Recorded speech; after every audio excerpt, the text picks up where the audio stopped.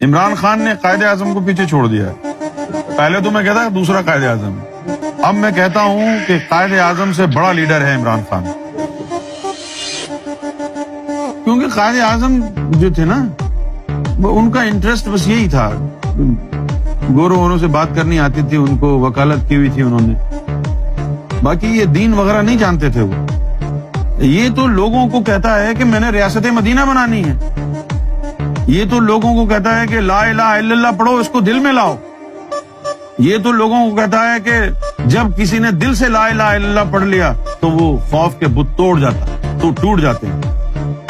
اس کا تو اللہ کے اوپر بھی پورا ایمان ہے, تصوف کو ماننے والا ہے, ولیوں کا ماننے والا ہے.